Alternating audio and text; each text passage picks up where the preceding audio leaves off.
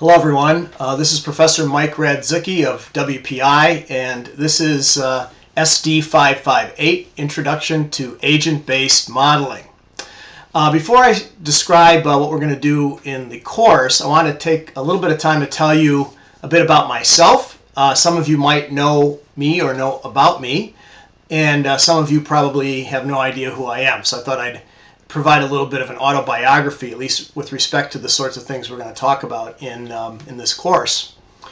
So I'm a professor of economics at Worcester Polytech. This fall I'll begin my 25th year of teaching at WPI. Doesn't seem like 25 years, but time flies when you're having fun, I guess. In the past, I have served in a variety of capacities in the System Dynamics Society, including service as a policy council member, society secretary, vice president for meetings. I chaired the System Dynamics Conference one year, and eventually I rose to be president of the System Dynamics Society. And back in 1990, I started WPI's program in System Dynamics. Now, back then, it was a little bit of a unique thing for an economist to be working in the field of system dynamics. Some would say it's still a bit of an unusual circumstance, but when I was a graduate student, I took a course in economic methodology, and the professor who taught the course on the first day walked into the room with an enormous pile of papers, and we were all chit-chatting, and he dropped the pile of papers and books and such, and went bang on the table, and everybody looked up, and he grabbed the podium and leaned out over it, and he said to the class, "How do you know if an explanation for something is true?" And my first response to that was like, wow, well, at least tell us who you are before you start assigning questions or something. But then I said, wait a minute, that's a really good question. How do you know if an explanation for something is true? Well, he went from there, and the course was all about philosophy of science and describing how scientists, including social scientists and economists, go about offering explanations for things, theoretical explanations, the role of data and empiricism, and the like. And basically we learned that a group of economists known as heterodox economists broadly, and it includes a number of schools of thought under that umbrella, did economics a particular way. They used a systems approach, a holistic approach to problem solving. They felt that the most important principle that guided their research was circular and cumulative causation. They regarded themselves as detectives who, when confronted with a problem, did the sort of detective Columbo work at the scene of the crime, so to speak, and using a systems approach tried to piece together why something was happening.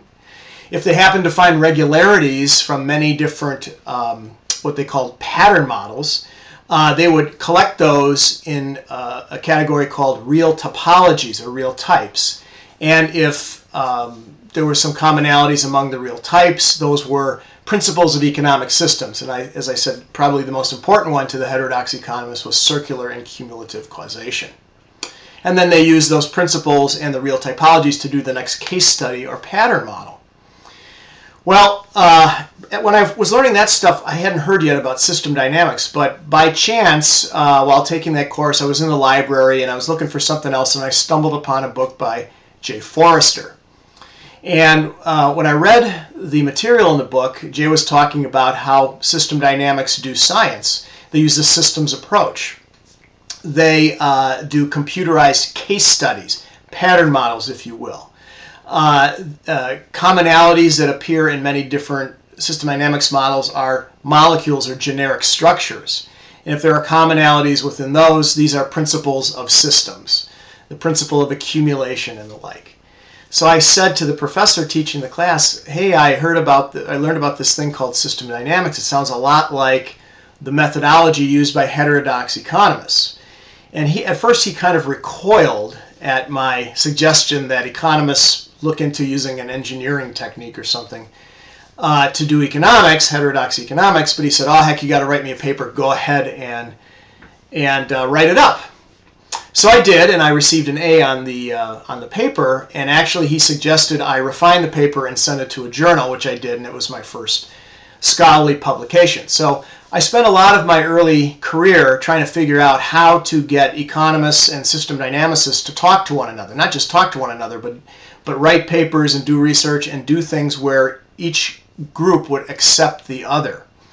Because due to the limits to growth and to some degree the urban dynamics work of Jay Forrester, the system dynamics folk kind of had the notion that economists hate system dynamics. And I tried to convince them that not all economists hate system dynamics. There are actually some economists and some schools of thought who would like system dynamics. And similarly, the economists not used to using simulation in general or system dynamics had to be convinced that it was a tool that blended nicely with their methodology. So when the position opened up at WPI for an economist to teach engineering students economics, I thought, well, what better place than WPI to use system dynamics as a tool to do that. And so that brought me to WPI back in 1990, and I started the program at that point. Of course, what it is today is not due solely to me. Lots of people have helped, and I, of course, am grateful to my colleagues for helping us grow the program, including the distance learning program that you are a part of. So SD558, Introduction to Agent-Based Modeling, is a course within WPI's System Dynamics program. So why is that? Why are we doing agent-based modeling in a system dynamics program? Well, one of the things that I've noticed over the years of doing research and consulting and teaching system dynamics is that many students, not all, but many students who participate in our system dynamics program tend to see the world through the lens of system dynamics and tend to see every problem as a system dynamics problem. Now, there are many problems in the world that are system dynamics problems, but certainly all problems in the world are not system dynamics problems. A problem might be a simulation problem, but not a system dynamics simulation problem. It might be an agent-based problem. It might be a discrete event problem. Or a particular problem might not be a simulation problem at all. It might be a statistical problem, a econometric problem, regression analysis problem, a linear programming problem, or what have you. So I figured, we want to get students away from the notion that, if the only tool you have in your toolbox is a hammer, you treat every problem as though it were a nail. You can hammer a screw into a board, but it's much better to use a different tool, a screwdriver, rather than the one tool that you might have in your toolkit. Moreover, back in 1990 when I started the program, system dynamics modeling was really rolling. In the mid-'80s, some 5 years before, Stella came on to the world and to the marketplace as the first graphical user interface-based system dynamics program, and it really sort of gave the field a kick or a boost. And in 1991, I think it was, Peter Senge wrote the book The Fifth Discipline, and again there was a great interest in our field. And so it made a lot of sense, 24 plus years ago, to have a program specifically in system dynamics. And I'm not saying we shouldn't continue to do what we do in the field of system dynamics. But today, in 2014, system dynamics modeling has some deficiencies that need to be addressed, I think. Number one, system dynamics modeling has somewhat of an outdated user interface system. Yes, we don't use Greek letters and integral signs. We use bathtubs and faucets and the like. But today, that sort of interface isn't very well received by the Xbox generation, young people who are used to physically moving like in a Wii or something like that, and having avatars do things at their command in these various games, Call of Duty and the like. And your C-suite executives these days all want a dashboard, and they want to see animations and the like. They don't want to see equations, certainly not Greek letters and integral signs, and even bathtubs and faucets don't really do it for them. Now, it is true in system dynamics, we're getting a little better at this. We can put various flight simulator interfaces on our models, and there are various software solutions for that, and that's fine. But nevertheless, I think relative to some other areas in the simulation world, system dynamics has not done a great job in its interfaces. Number two, system dynamics has kind of poor spatial capabilities. So we're great at changes that take place over time, but when there's locational issues involved, system dynamics is a little more clunky to use. So if you want to look at something like traffic control models, or how do you evacuate people from a burning building, we have a big fire protection program here at WPI. If you want to use a graphical, a geographical information system, and that has parcels of land and so forth in it, to interface that with a system dynamics model is clunky. So we're not real good in system dynamics when spatial aspects come into the problems we're working on. And historically, system dynamics has been somewhat poor at integrating numerical data into what we're doing. Now, we're getting better at this, and it's certainly not the case that we do nothing in that area, but nevertheless, traditionally we haven't done a lot of that in system dynamics. This is problematic in 2014 with the explosion of interest in data science, big data, data mining, predictive analytics, and the like, and there's more and more of a call for simulation models to be able to do something with the big data space, and I think that's a big research area right now. Now, just to be fair though, the original idea in system dynamics was to use good modeling practice to create your system dynamics model from which you derived a rule that decision makers would use, and then you'd throw the model away and just use the rule. And the rule would take incoming data, new data, and tell you the correct thing to do based on that data that was arriving, the new data that was arriving. And this all is because of the control theory origins of system dynamics.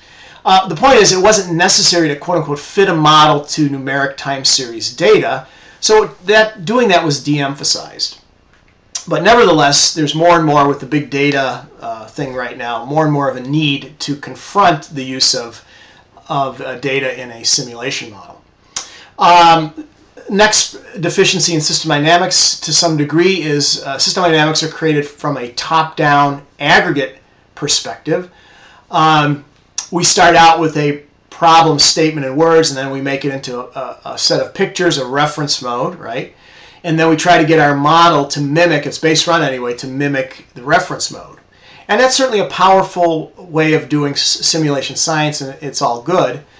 But you're starting at the top in a very aggregate level. You're in your conceptual helicopter looking down onto the system from above at the, as Jay Forrester would say, at the investment banker level, trying to figure out how the pieces of the system are joined together. And again, that's fine for certain problems, but sometimes it doesn't do the modeler very good. When you look at a stock in a system dynamics model, all the stuff in the stock, whatever they are whatever the items are in the stock, they are assumed to be identical. Okay, now if the stock contains currency, money, a dollar bill is a dollar bill, and that's fine. But if a stock contains, let's say, people, now we ask the question, yeah, we know people are not all identical. Does it matter for the purpose of the model? And if it does, if gender matters, or if income level matters, or if educational attainment matters, now we have to do something. We have to start putting in co-flows, or we have to make repeat the stock flow structure for different categories of individuals. And at some point, it gets rather clunky and difficult to incorporate heterogeneous items into a system dynamics model. Also, sometimes a bottom-up perspective rather than a top-down perspective is preferred. And again, if this is the case, system dynamics doesn't do a terribly good job at that. Another deficiency, system dynamics models are ergodic and thus non-evolutionary. So there are a lot of people in economics, a lot of people in biology and other disciplines who like to see evolutionary models. Basically, that means that the structure of the models evolve as a simulation unfolds. Of course, in system dynamics, structure causes behavior, but really our structures are fixed. You lay out the stock flow, feedback, limiting factors structure, and you simulate. And the behavior that emerges is driven by that structure. If you want to change the structure, you have to do so outside of a simulation. Okay, now some will say, yeah, but system dynamics models do evolve. Their active structures evolve, quotation fingers, because of shifting feedback loop dominance. Others will say system dynamics models evolve during the modeling process, and that's where the value is. It's not the model, but the modeling process that adds the value. And so the structure changes as people go through the iterative process of building a system dynamics model. And that's all well and good, nothing wrong with that, but sometimes some disciplines would like to see their models evolve, the equations change, if you will, as a simulation unfolds. Agents having a strategy that changes when they imitate another agent, for example, in a model. And system dynamics models aren't terribly good at that. They are ergodic instead of non-ergodic or evolutionary. As you know, system dynamics models change the entities they represent via continuous time, okay, rather than discrete time. And again, this can lead to some problems, at least with some people. System dynamics models unfold like the old squeezing toothpaste out of a tube instead of, let's say, turning a light switch on and off. Okay, so if we have a stock of people and an inflow of births and an outflow of deaths, you'll see that the stock of people will have, 100.275 or something people in it, and the death rate outflow will be 7.297 people. Some people say, well, how can you have a non-integer death rate or a non-integer number of people? You either have 100 people or 101 people. You can't have fractional people. Well, this is a function of trying to represent continuous time on a discrete machine, a digital computer. The computer steps forward in time, but it can't take infinitesimally small steps. It can take very small steps, but not infinitesimally small steps. So you get this sort of non-integer thing going on, and that people find that disturbing sometimes. You're either dead or alive. You're not slowly dying as your life force is being extruded from the toothpaste tube or something like that. So for certain problems, that's not desirable. All right, so system dynamics, as good as it is, and this is coming from the president of the former president of the System Dynamics Society, and someone who's done this his whole career, it's got some deficiencies. So what do I recommend for a solution? Well, I think we need to stop considering ourselves to be system dynamicists, but rather as simulation scientists, or perhaps simulation and data scientists. Okay. In other words, we don't want to just focus on system dynamics, but perhaps as scientists who have a toolkit of tools available to us, and will apply the correct tool to the correct problem. Okay? So what do I mean when I say simulation science? Well, one way to think about it is as multi-method simulation modeling. Broadly speaking, there are three kinds of simulation techniques. There's probably a whole bunch of them, but in terms of broad categories, there certainly is system dynamics modeling. That's one category. There's agent-based modeling, which we're going to talk about a lot. And there's discrete event modeling, which is a third kind of technique. And actually, there are hybrid modeling techniques where all of these techniques can be combined. Any two of the three, or even all three techniques combined in the same model where appropriate. Okay, so simulation science involves multi-method simulation modeling.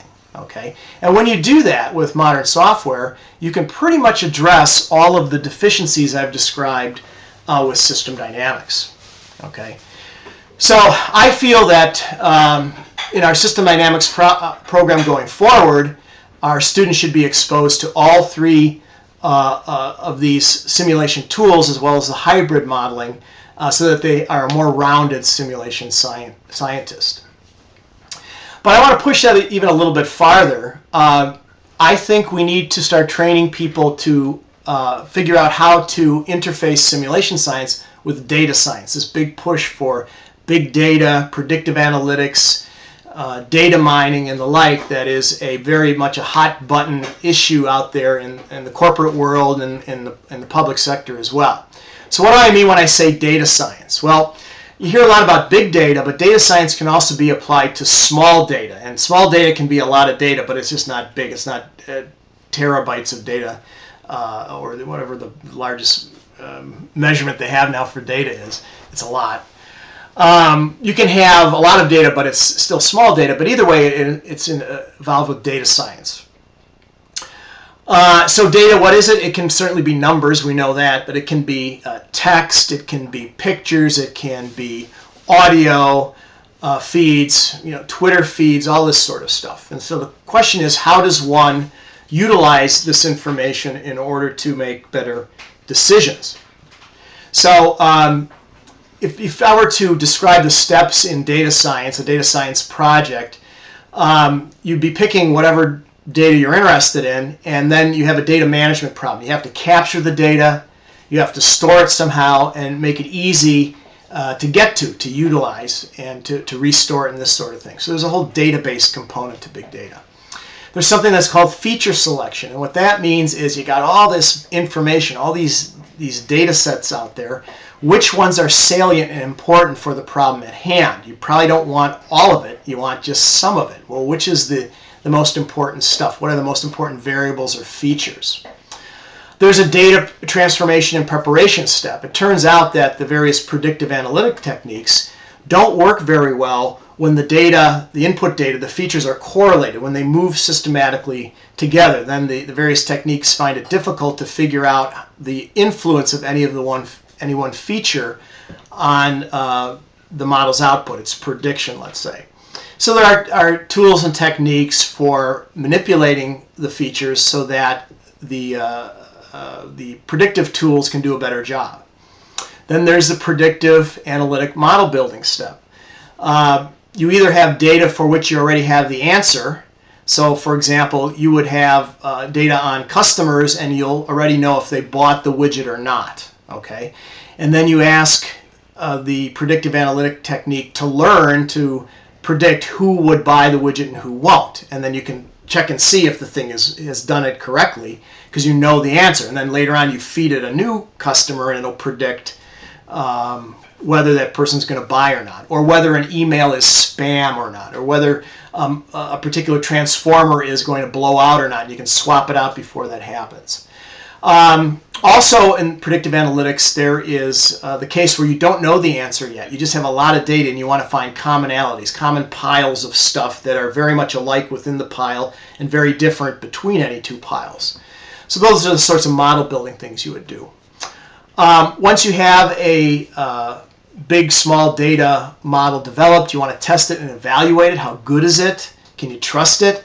Then, of course, you want to deploy it, usually to the cloud, or now they have the fog, the cloud and the fog.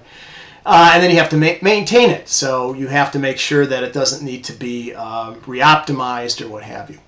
So that's basically how you do a big data, small data project, a data science project. But you see that nowhere in there was the mention of simulation. Is there no role for simulation, or might there be a role? We just haven't figured out what it is yet. I think it's the latter. We could say simulation can be used before the data science even happens. Finding leverage points. We're really good in system dynamics at saying, well, if I intervene over here, nothing much happens, but if I intervene over here, you get a big change in the system. That might be the place to do your data science. You might, on the other hand, apply simulation after the data science has been completed. Let's say you do a data science project where you fit a model and it can predict which customer is going to leave your cell phone plan when their contract is up. And you send them a coupon for a free phone. You don't send the coupon to the person who's going to re-sign up to your plan. So here's the list of hundreds, if not thousands, of people who are predicted to leave the cell phone plan when their contract is up. Send them the coupon. But a good simulation problem is, well, how do you make that list smaller? Why do you have such a large list of people who are going to leave your cell phone plan? There's where simulation might come in handy. And then, of course, simulation and data science might be used together during the actual research phase, in that you might have an agent-based model, let's say, and instead of mythical agents, you can have the software go talk to a big data database and populate the agents in the simulation model with the characteristics of real people who are your customers or what have you, and then when you simulate, see what happens. So I think these are places where simulation science and data science can be made to work in harmony, and I don't think a lot of stuff has been done to date in that area. So I think, you know, a good university will begin to make progress in that area. So this is my attempt, this course is my attempt to begin the process of training our students to be simulation and data scientists. It's just the beginning. There's going to be a lot more to do, but I think it's where the world is heading. So let's talk a little bit about system dynamics and agent-based modeling specifically. They are cousins, and they have a lot of similarities. They're both dynamic simulation techniques, that sort of thing. But they use distinctly different tools and approaches, and I've described a little bit of that previously. The software package we're going to be using is called NetLogo. And NetLogo allows you to build both system dynamics and agent-based models. And you can even build the same model with each tool and run them simultaneously. In fact, there's an example in the class on how you do that. There's another package we're going to take a peek at called AnyLogic, and that allows you to build system dynamics, agent-based models, and discrete event models, and hybrid models as well. So I think that sort of thing is where the future is going to be with a software package like AnyLogic. That said, system dynamics is a much more mature field than is agent-based modeling. It's been around longer, and as a result, its methods for doing good science are more mature and are codified. We know how to teach somebody to do good system dynamics modeling because we have a tested, well-defined, repeatable method that people can learn and follow. We have better instructional materials, I believe, in system dynamics, and it's because we're an older field.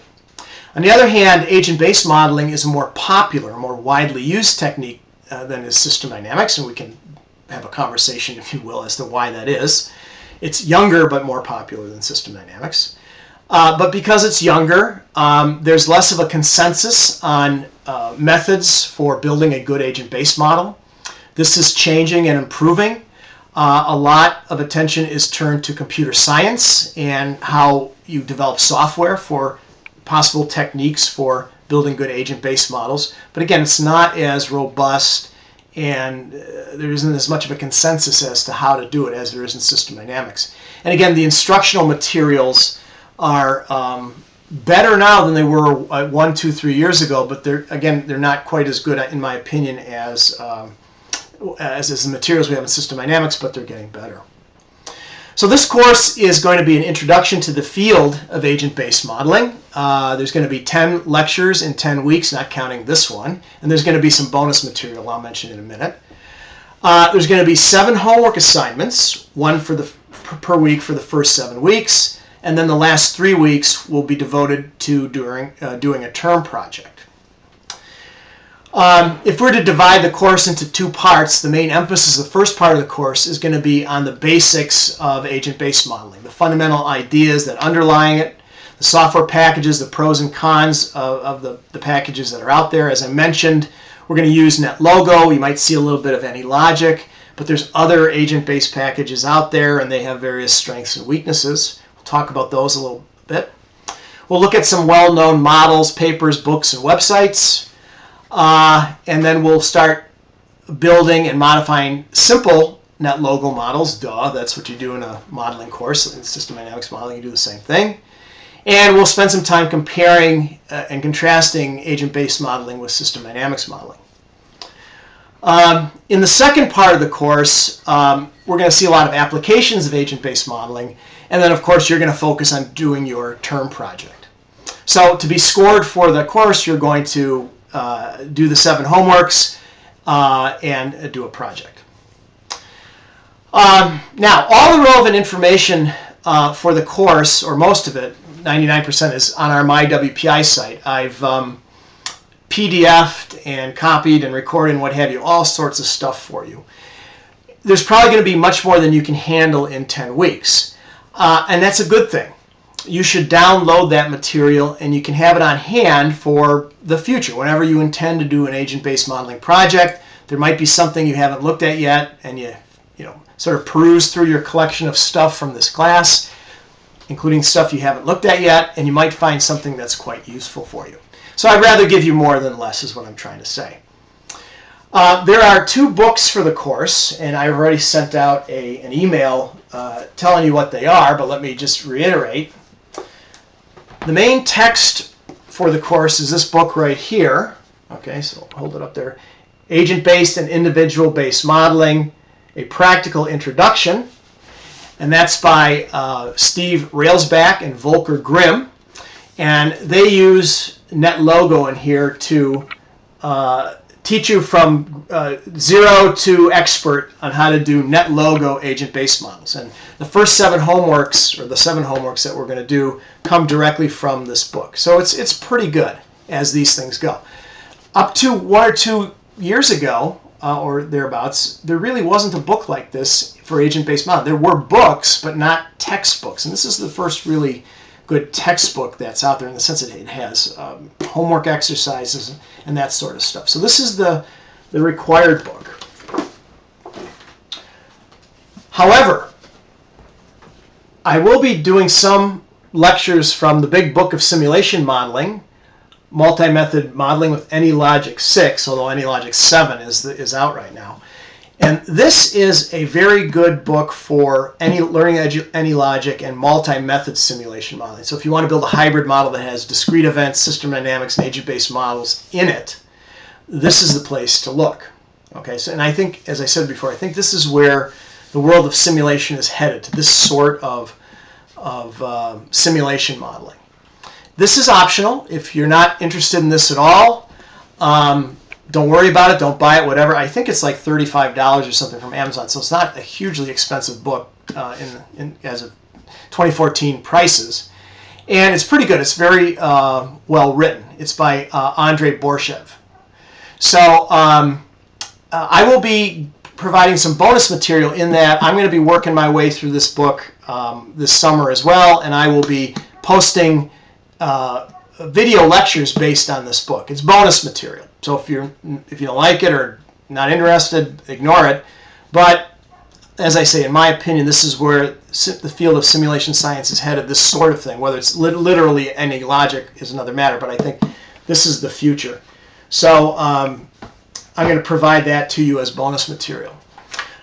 There's 2 other books that I have found helpful to look at when trying to learn agent-based modeling, particularly with NetLogo. There's a book called Agent-Based Models by Nigel Gilbert. It's one of these SAGE publication things. It's not very big, but it's a reasonably good introduction. And this one here, Turtles, Termites, and Traffic Jams. Explorations in Massively Parallel Microworlds by Mitchell Resnick. Okay, and that one's pretty good as well.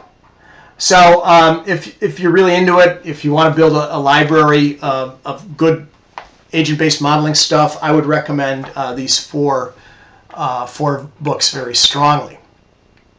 So our website is going to have an autobiographical forum where I'd like everybody to introduce themselves, write a paragraph or 2 on who you are, what you're up to, why you're taking the class, that sort of thing, so you can kind of get to learn or know your classmates. Hard to do online, but we're making an attempt. I'm going to ask you to review some websites and tell your fellow classmates what do you think. There's a place to post your reviews on the site in the forums. There's a NetLogo help forum that I've put up there, and we can provide questions and answers there, which might be helpful to you. How do you make it do this? Somebody else might know or have figured it out. There's also an excellent NetLogo Yahoo group site that has a lot of good questions and answers as well. And I think there's a website called Stackflow or Stack Overflow.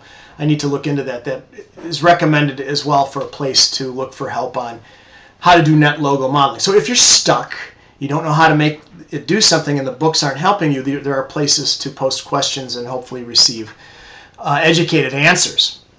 There's going to be a general discussion forum as well and a homework forum on the MyWPI site. So one last thing let me say about the course, and then I'll sign off. My recorded lectures are a little old, a couple of years old. Maybe it's 3 years old now. I lose track of time. They don't follow either book. They don't follow the Railsbeck and Grimm book, and they don't follow the AnyLogic book, the big book of simulation modeling. Now this can be good or bad. The reason the lectures don't directly follow the book is I first found out that for sure I was teaching this class on May 14th. So I didn't go ahead and prep. In fact, I didn't think it would be offered this summer. I was 99% sure it wouldn't be, and then surprised because people signed up at the last minute. It's offered. So that's one reason why I didn't redo the lectures to follow this book. But also, if I'm going to redo the lectures to follow a book, I think if I'm going to take the time to do it, I think I'm going to redo the lectures to follow this book rather than the agent-based and individual modeling book. And the reason is not this is a bad book or anything, but this is based on NetLogo, the other book on AnyLogic, and AnyLogic is more flexible, I think, in terms of multi-method modeling, which is where I think the field of simulation science is heading. So there was not enough time, certainly, to do that when I first found out we had a go order on May 14th. But on the other hand, undergraduates like it when the prof goes through chapters 1 through 10 and PowerPoints them and summarizes everything, and then the students go read chapters 1 through 10 and compare it to the PowerPoints, and they're identical, and then they say, you know, what do you want me to memorize for the test? Graduate students, I think the good news about this is you get all of my lectures prior to the existence of these books, where I sort of pulled everything together in an orderly fashion that was out there, and then you have the books that you can read on your own. So I regard it for graduate students as not a big deal. But in the future, I will probably revise this course to reflect the multi-method simulation technique. So anyway, that's it for now. Welcome to the course. I look forward to working with you over the next 10 weeks. I think you'll find it very interesting. You're here because you like building models, I think. So I think you'll find it a useful addition, agent-based modeling, a useful tool to add to your toolkit. So I'll see you online. Thank you very much.